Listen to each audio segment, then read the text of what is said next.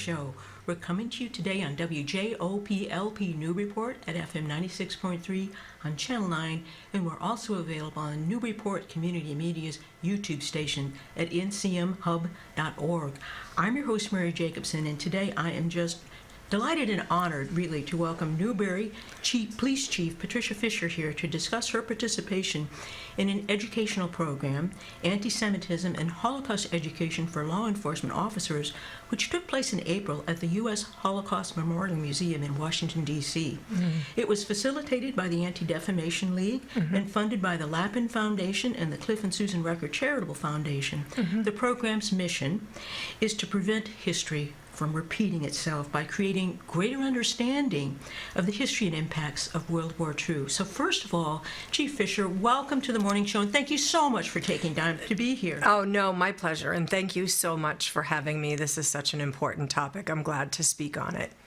Well, it is such an important and timely topic, and I'm just thrilled to have you here to talk about it. Good. But before we start talking about the program, I'm always curious to find out how people find their way to their pathways in life. So what was it that made you decide you wanted to have a career in law enforcement? So I laugh because did it find me or did I find it, in different days? I feel differently. I started out, I worked as a domestic violence advocate for what is now called the Jeannie Geiger Crisis Center. Yes. It was the Women's Crisis Center when I was back there. And I held a couple of jobs for them, but the final job that kind of brought me into law enforcement was I was what was at the time their rapid response team coordinator. So I was the liaison between the 9 area police departments and the crisis center, and worked with the police departments to help with restraining orders and domestic violence investigations in court and things like that. So that position kind of introduced me into the world of law enforcement. I had a lot of training, cross-training with law enforcement in order to be present on some of the things they did. And then Newbury found themselves in need of a certified domestic violence sexual assault investigator. I had the training, but I couldn't keep my job at the crisis center and work in law enforcement because of my confidentiality and privilege at the crisis center. Yeah. So I'm in my 22nd year at Newbury Police Department, and at the time I thought to myself, you know what, I'm going to give this a try. This is a weird door that just opened for me, but it opened. So let's see where it goes. And I started working for Newbury right out of the gate, loved it, and realized that there was this fine line, a distinctive line, an important line, but a fine line between social work and law enforcement, and the important role that law enforcement plays in actually helping people who are in crisis and protecting their privacy and making sure they're connected to resources and things like that. So it kept me intrigued with kind of what my root passion was, which was helping people who feel otherwise helpless in the moment. Well, that's a great story. Yeah. And I always find it reassuring and inspiring to hear about how doors can open. Ones you may never have dreamed were even there. Never would have but then thought. There it is, and you can cross over the threshold, and it changes your life. Yeah. And it sounds like, given how long you've been in law enforcement, it was a good fit. Ask me in 10 years when I retire, but for 22 years, it's been a good fit. I like it. Well, thank you for that. Yeah. You were one of 12 Essex County law enforcement officers selected to participate in the program. Yes. So I wanted to start out talking about the program let me back up. Congratulations. Thank you. Being Thank chosen you. for the selection. What made you decide that you wanted to apply to participate in this program? So in 1990, when I was in high school, I did a foreign exchange to Germany, and one of the day trips was to the Dachau concentration camp. Wow.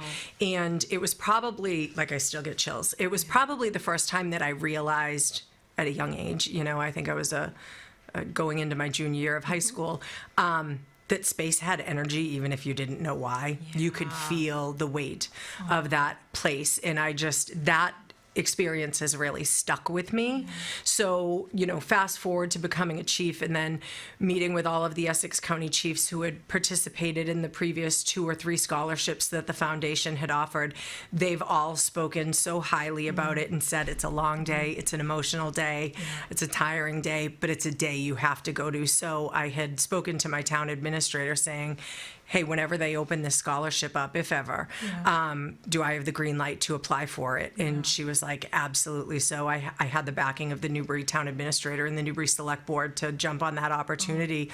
And we were fortunate enough that they were able to open it up again, and they pay for the whole, your flights, your transportation, your food, your access to the museum. They cover everything about the day to get us there so that we can participate in this class. Well, that's great for a number of reasons. It opens it up to people. It means that all you need to focus on really is the content when you get there. Yes. And by the way, I really like the way you frame that as space has energy. Yeah. That is powerful. Yeah. And a very wise way to put it. Yeah. So thank you for that. Yeah, no problem. Well, what are some of the things that you learned during the educational program about the role of law enforcement in Nazi Germany, especially things that were most surprising and or disturbing for you? But I mean, the whole thing is disturbing. But I think, we can't enter this discussion without first saying that Hitler didn't create anti-Semitism. Anti-Semitism existed before he came along. He capitalized on it. And I think a lot of people, like the further we get away from that time frame, I think the more people think that like he is the creator of anti-Semitism, and he's not. So when we talk about the kind of who, what, where, when, why of everything else, I don't want to minimize from the fact that anti-Semitism is the root of any other answer I could give you that we learned about at the museum. Because if it exists in the community, your police department is a reflection of your community, which means it pre-existed in law enforcement as well. And I learned that prior to 1933, law enforcement was overseen by city government, municipalities, as we would have here, and that law enforcement was respected. They had a lot of knowledge about the community. They didn't have a lot of resources. It was a difficult time for Europe, back then. But law enforcement and the public prior to this had a good working relationship.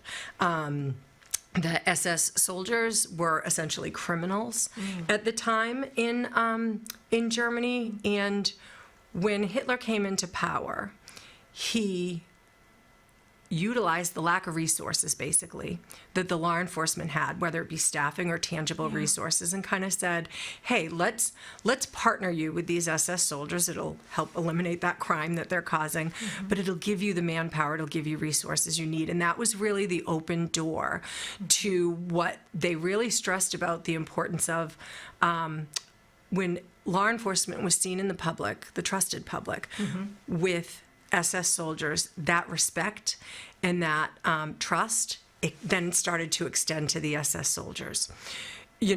So like a transfer. Yeah. So kind of like you are the company you keep, kind of a thing, to keep it simple. So the public began to trust the SS soldiers because they were deputized to be with the law enforcement. Law enforcement began to appreciate the SS soldiers because they brought these resources they didn't otherwise have. And it provided an opportunity for, anti-Semitism and kind of Hitler's way to be spread throughout law enforcement and then ultimately the community.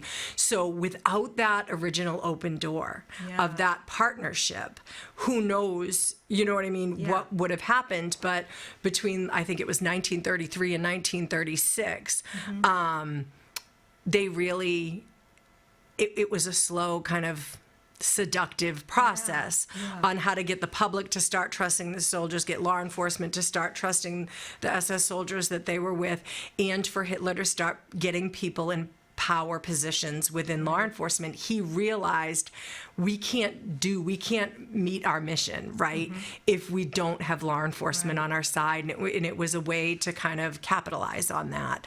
And by, I think it was 1936, they said, was really when law enforcement kind of became a state of the government, and, is really when the Nazification of law enforcement kind of started proceeding forward. Wow, that's fascinating because of the stages that happened, that went through, that there was a transfer of credibility, and then what reinforced that was a transfer of resources, but then there was a malevolent kind of transfer then, what the SS stood for in the anti-Semitism, and the culture of policing that then began to serve Nazi goals. Yes. So that's fascinating. Yeah. And enormously helpful for us to just understand these things, as you put it earlier, don't happen overnight. Yeah. And that there is a strategy, and it's basically a PR strategy that's beneath the surface. Yeah. And a culture change strategy that's working. When there are things like, oh, the SS is merging with the local police. Oh, there's a lot going on. Yeah. There's layers of what's going on, is what I'm understanding from you. That's what I learned, that was a kind of piece of the knowledge that I either never picked up on before or didn't have, is kind of that slow kind of transition up until their parliament fire, where they changed all of their laws. You know what I mean? And it really gave that Nazi law enforcement complete control and complete power, after they started changing the laws. The other piece I didn't realize, too, was I thought the Jewish population in Germany, or even across Europe, was more than it was. They were between, I believe they said, don't hard quote me on this, but between 1% and 5%, depending on where you were in Europe, of the community. So this kind of us versus them mentality, the them was the minority, the smallest voice, that was the biggest threat.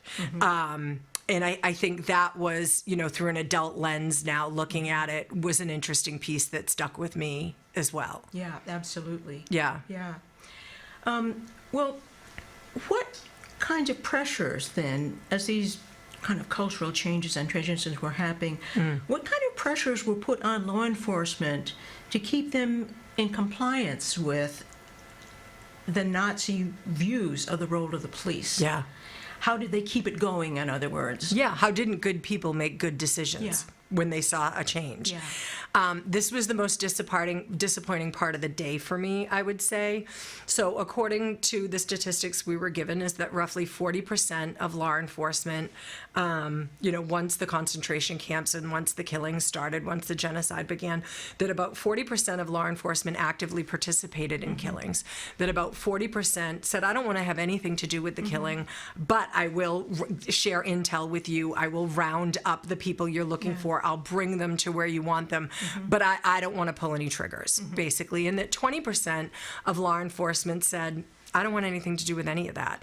And according to their information, that 20% didn't receive any consequence. They may have got different assignments, but the museum was saying there's really no documented history of threats of losing job. You figure they were in economic crisis at the time, right? So all of these things that you would like to make as excuses, bad excuses, as to why someone might do this,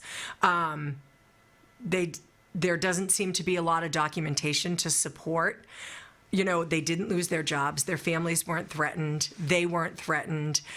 They weren't seen as Jewish sympathizers unless they were, spreading Jewish sympathy propaganda. So that, to me, is an unsettled, gross feeling, is that, and speaks to anti-Semitism in the community, because then why? Then why would anybody choose to participate in this? I understand that, Hitler's people that he put in place are going to execute their plan because that's what they were there for. But 80% had, you're just as guilty if you bring someone there than if you're pulling the trigger. Like absolutely. 80% of people, you know what I mean, who otherwise care about the good of society, believed that this was the right thing to do. And that's very difficult to sit with, because we pride ourselves in this profession of, not doing harm, of protecting the vulnerable. So that was really unsettling. So yeah, I didn't really like the answer that I got for what was the pressure on law enforcement, because it seems as though, it wasn't as much as you'd like to think it was. That's important to understand. Yeah. because it's worth studying. You can bring your social work background Yeah. into play here too. It makes me think of Milgram's experiments. The people who were willing to shock people because there was somebody in a white coat. Yeah. Or the Stanford prison experiments. Where I can't remember the name. Zimbardo, Phil Zimbardo. Yes. College students in a basement made some of them prisoners and some of them guards. And these were just college students recruited for this experience, but the guards just became these really tyrannical, overly authoritative, totally authoritarian kind of leaders. It was Zimbardo's girlfriend at the time, she later married him, who told him, you have to stop this. Yeah. So there's a contagion is the word that comes to my mind. Yeah. And I think that's an important thing for us to understand. But the other thing that's really fascinating to me about what you're saying is, if I understood you, that there were 20% who didn't go along, but it sounds, this is what I wanted to clarify with you, it was a kind of a passive resistance. They didn't go along, but they didn't protest. Correct. Actively. Correct. Which is an important distinction. It is an important distinction, because I think if they actively protest, they would have been viewed as Jewish sympathizers in the list of laws that changed, you know what I mean, after the fires, kind of gave them permission to eliminate those people, if you will. And I think that's another piece with law enforcement. I know as far as my lens goes, like, we follow the law. Well, they were given inappropriate authority on a variety of categories. Hitler, they had said the schools were too overcrowded, and so they managed how many Jewish students were allowed in school. And is that a real thing, or is that because you're trying to limit their access to education? Right. They started really putting out their propaganda through the media. They started controlling the media. They had ultimate control over what people were doing, saying, reading. Every single one of their freedoms, they were given it. So in law enforcement, we go based on what we have the authority to do. Right. Well, they were given incredibly inappropriate authority.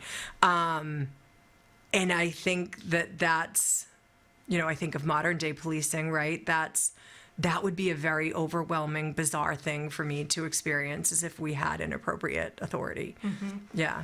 But then your mandate as law enforcement officers is to obey the law, to enforce the law. And then I think what you're saying then is during the Nazi era, what that period of history tells us is that when the Nazis were able to kind of take over or introduce what's the right phrase? Illegitimate laws, or expand laws that were damaging and harmful and prejudicial? Yes. That it, you've mentioned institutions of education, of the media, that it spread and took over those. And then what are you to do? You're supposed to enforce the law. Not good laws and bad laws, the law. Yeah, the law. And making the judgment about what's a good law and a bad law is not a police function. It's the function of government. And so, it's a dilemma, isn't it? It is a dilemma, and I have the list. After the Reichstag fires of 1933, it gave way for the government to suspend the right of assembly, freedom of speech, freedom of press, and other constitutional protections, including restraints on all police investigations. It permitted the regime to arrest political opponents without specific charge, and to dissolve political organizations and confiscate private property. And it also gave the regime the authority to override state and local laws and overthrow state and local government. These restrictions stayed in place until 1945. They gave permission for law enforcement to openly enforce laws against Jewish community, Jewish supporters, and anyone who spoke out against Hitler's way. So it was carte blanche. It's complete control. It's complete control. Control and suppression. Suppress anyone. So if you weren't a supporter of Hitler, in those ways, they could take your property.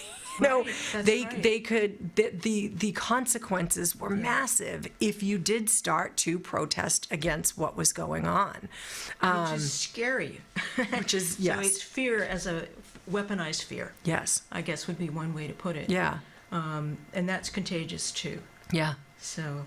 Yeah. Well, one of the purposes of the program is to prevent history from Yes. repeating itself. Yeah. And So what did you learn about the ways that law enforcement officers can help to accomplish the goal of never again? Yeah. On its simplest level, this us versus them mentality in any setting, I think, is dangerous. Because I do think there is a piece of human nature that says once we identify them and they're a threat to us, the us try to restrict, minimize, eliminate the them.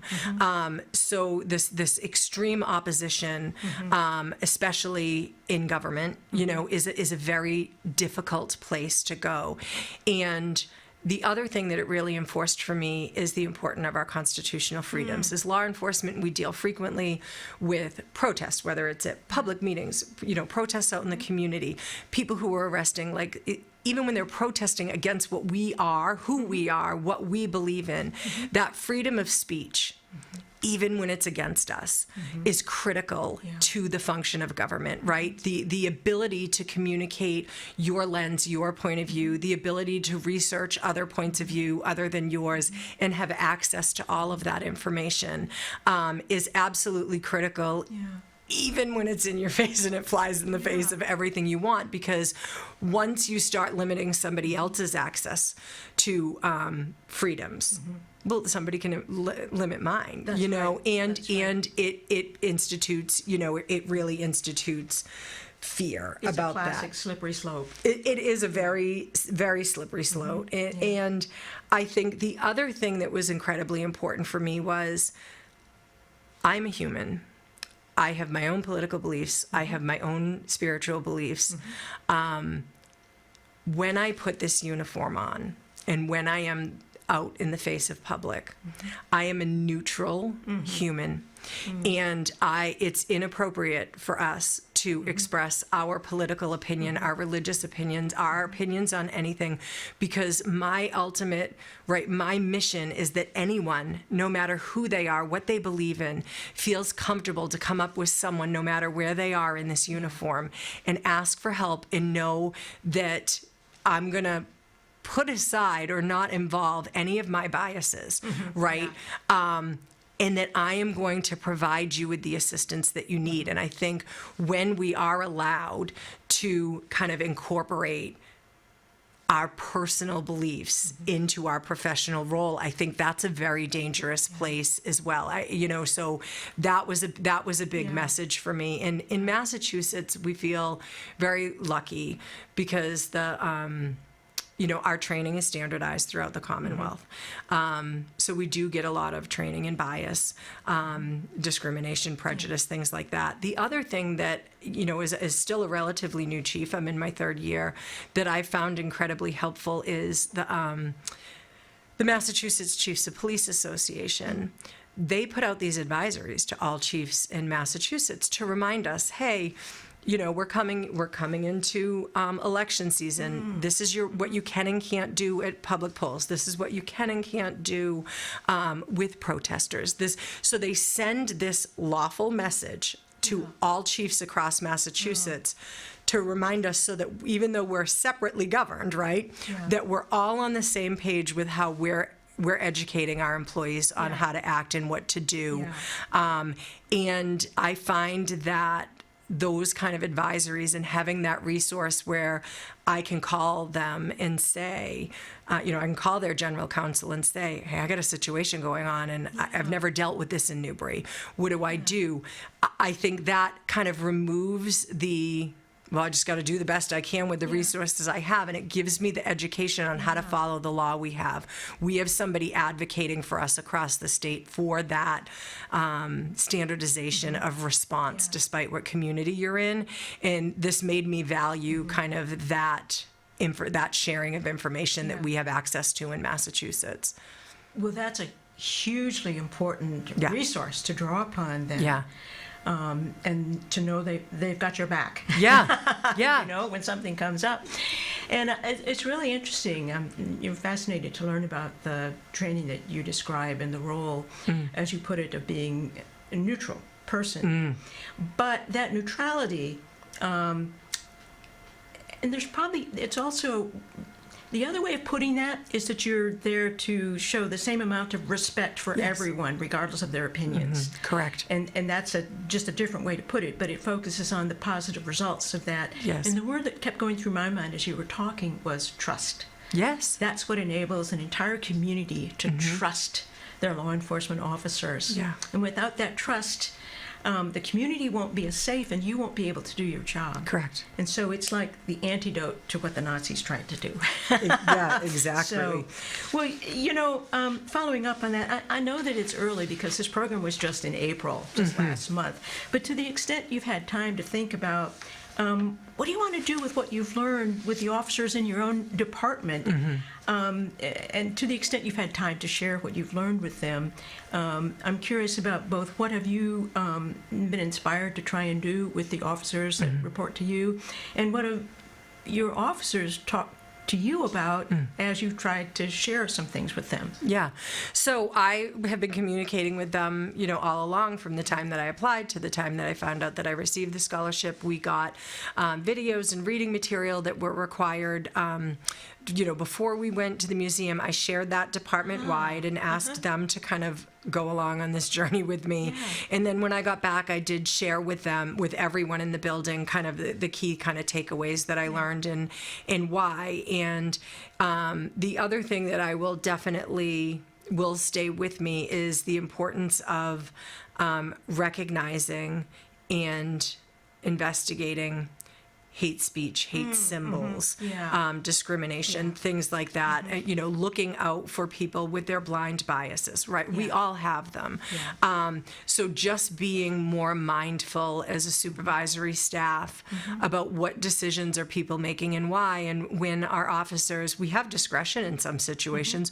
When are you executing discretion and when aren't you? And is there any, you know, blind bias, you know, with the execution of discretion? But I do think we have a regional school in our community, you know, and I do think that piece of that the hate language, the hate speech, the hate symbols, making sure that gets the attention that it so justly deserves, because they were sharing that, you know, the acts of anti-Semitism and hate crimes against Jews are still on the rise.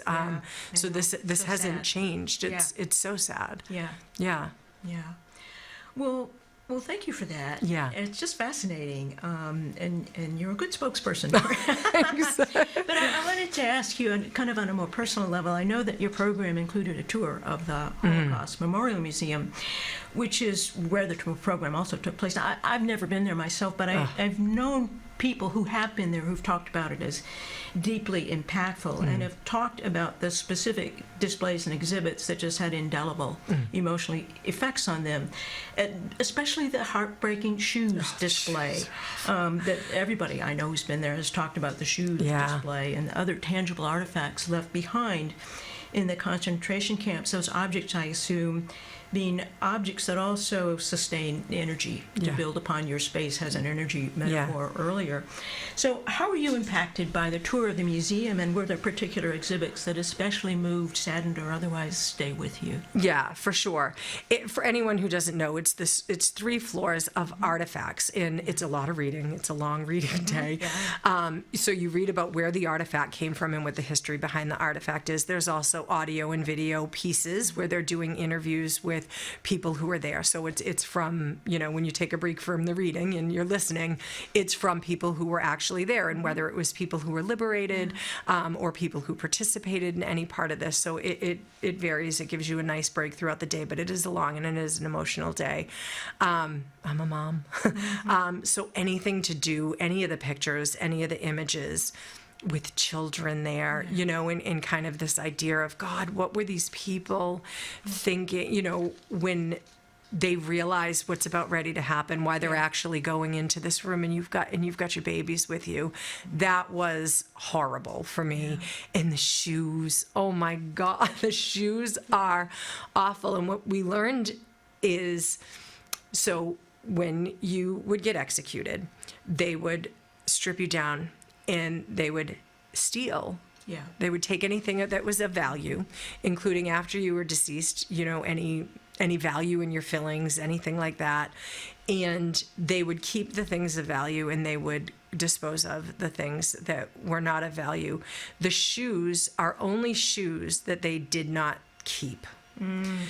They were the lesser. They were the lesser shoes. They were the non-valued shoes. So there was a part of that for me that hit like, these aren't even everyone's shoes. These are just, the poorest of the poorest shoes. Yeah. And there's, it's all different sizes, and they, children's shoes, baby shoes, and it is deep, and it is just, you can't not remember, you can't not remember that feeling. And so you walk through the piece, and it's just, it's on both sides of you, and they have it strategically placed in the museum to make the most impact, and good for them for doing it, because it absolutely works. They also have kind of this, gazebo, if you will, of all these pictures of people who were there. We had one of the law enforcement officers who came, his grandparents, one on each side of his family, one escaped a concentration camp and one was liberated. So the privilege of being able to be with him while he experienced this as well, and his openness to share that with us before the day began and to talk about it afterwards was really powerful for me too, because it's like, my God, like, he still has two grandparents who are alive, like who went through this. When you're looking at the pictures, the other pictures that really stuck with me is when the liberation came through. They took a lot of pictures and they took a lot of videos, and there's a lot of that in the museum. And the sad, malnourished state of the people who were liberated kind of left you with, oh God, what now? Like, how do you move on from this just malnourished unhealthiness, but then to think again that there are people who are alive right now because of it. So the resiliency of mankind, but when you're looking at the pictures that that the troops took when they came in, it was, that was stark, very stark for sure. Well, you were there at the educational program as a law enforcement official, but of course also clearly as an individual human being and a witness to history. And at that universal human level shared by us all, what lesson or insight or questions were you left with as a result of your encounter with this history that you would like us all to reflect upon as we close our conversation today? Certainly. We all have value. Even if I don't like you, even if we disagree, we all have value, and when you see these pictures and images, when you go through of people that you'll never meet, you see the value of mankind and humankind, and it just, that needs to be at the core of every decision we make, regardless of your job, is that despite mistakes, despite decisions, despite religion, opinions, we are all inherently valuable just because we're here and worthy of having a voice and having our freedoms. And I just, that to me kind of sat with me as well, is to make sure, our job is to take away people's freedoms when they make bad decisions. That's a heavy, difficult part of our job. And to keep in mind when we're executing that difficult part of our job, that person, even though they made a mistake, even whether it was a decision or a mistake, they still have value when they're sitting in the booking room across from us. I remember the first time I actually arrested someone, Chief Roger Mary was my chief, and but it was the first time that I had made the decision and put the handcuffs on and did the whole process. And when I was done, I'm a crier. I got very, very emotional, and he said, what's wrong? And I was worried that he was going to think I wasn't tough enough for it. And I was like, I don't know. I guess, I just didn't realize, how heavy that would feel. And he was like, well, did you make the right decision? And I was like, yeah. No doubt about the decision I made or how I did it or anything. I'm just kind of left with, wow, it hit me that I took a freedom away. I'm valuable enough to take a freedom away from someone. It was a minute for me. And I remember him, I will never forget Roger saying to me, the day you don't feel that way after every arrest you make is the day too long that you should have retired. Oh, wow. Okay. He was like, you need to keep the Constitution in the forefront of your mind. And every time you take someone's freedom away from them, you need to know that you did it for the right reason. You can articulate it, and if you change your mind, you undo it, because that's the most important thing. He's like, you should feel heavy every time you put handcuffs on someone. And that, he's a wonderful man, but that really stuck with me, that I thought he was going to make fun of me for getting upset or not think that I was tough enough to do the job, and he was thrilled to see that I was so upset after I had arrested a person for good cause. That's an amazing story. Thank you so much for sharing that, because what he told you was very wise, it strikes me.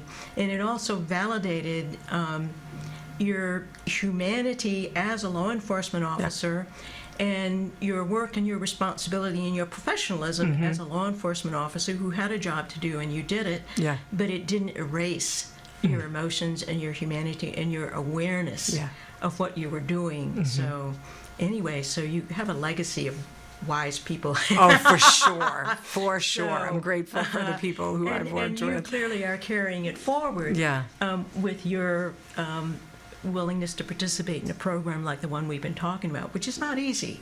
It's emotionally very challenging.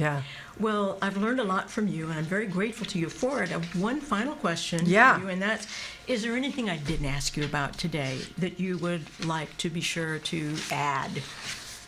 No, I think we've covered everything. I just, I hope anyone who has the means to donate to the Lappin Foundation in order to specifically fund this program, they can do so through the Cliff and Sutter Rucker's Foundation or the Lappin Foundation and designate it specifically for this. They only offer this program when they get enough money to sponsor it. So I think everyone in every department, every administrator for sure should go on this trip. And, I know that if it becomes available again, I'm going to be putting it out to my deputy chief, my supervisory staff, in order for them to go as well, because it's not something you can completely explain to somebody.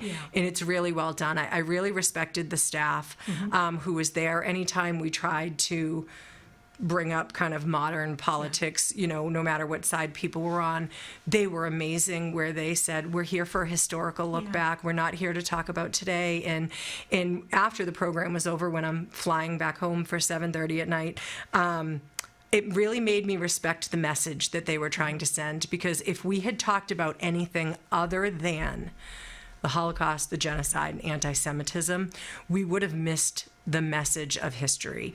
And I really respect the facilitators for keeping it a historical point of view and not a current day political message or ulterior motive. They didn't do that. And I deeply respect the museum staff for having that lens and that awareness to say, that's not what we're here for today. Well, history creates its own relevance in our minds, and that's the most important place for it to be taking place, from inside, not from outside. And it also makes me think about, I can't remember who said this, but somebody said much, I thought it was profound, history is hope. And so studying history also yields hope, when we ourselves can make those connections and just learn more about what we are as human beings, what we're capable of, both heroically and also dangerously. Correct. Well, if I could, please do. I brought this quote from Martin Niemöller. I hope I'm not saying that wrong. But it said, first they came for the socialists, and I did not speak out because I was not a socialist. Then they came for the trade unionists, and I did not speak out because I was not a trade unionist. Then they came for the Jews, and I did not speak out because I was not Jewish. And then they came for me, and there was no one left to speak for me. I think that's real important. That was in the museum, and that was in part of our literature. And I think that's something really important as a former social worker, right? As an advocate in law enforcement, which police officers are.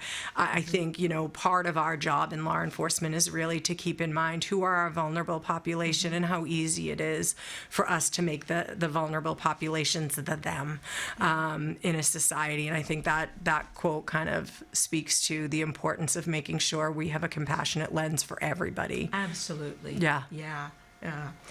Well, I'm very grateful to you for you. coming on the show today and sharing in such an eloquent way the things that you learned, and how it impressed you and how it inspired you and moved you.